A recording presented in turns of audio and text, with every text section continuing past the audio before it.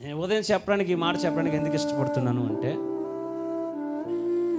నా జీవితంలో నేను అనుభవించిన వాటిని బట్టి నీకు చెప్తున్నాను.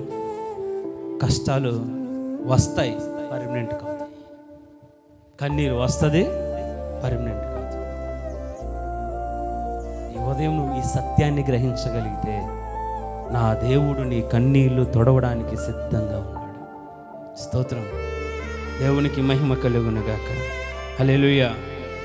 శ్రమలా రాని, నిందలా రాని, ఉపద్రవమా రాని, ఏదైనా రాని వచ్చిన దారినే పోతాయి, కానీ నా యేసయ్య కృప నుండి నన్ను ఏది వేరు చెయ్యలేదు. హల్లెలూయా. స్తోత్రం. వచ్చింది వచ్చినట్టు ఉంటుందా?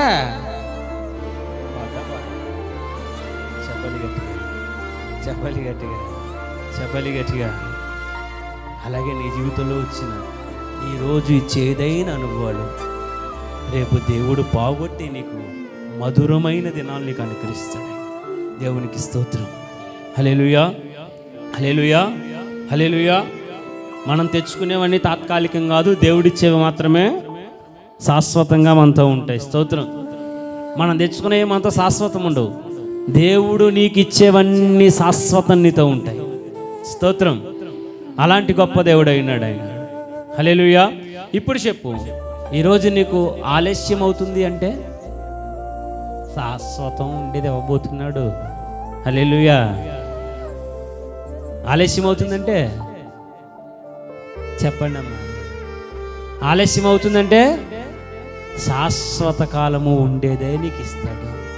హల్లెలూయా. స్తోత్రం. ఇలా పెట్టి ఇలా తీసేసుకొని 3 రోజులు ముచ్చట అనేటిది కాదు.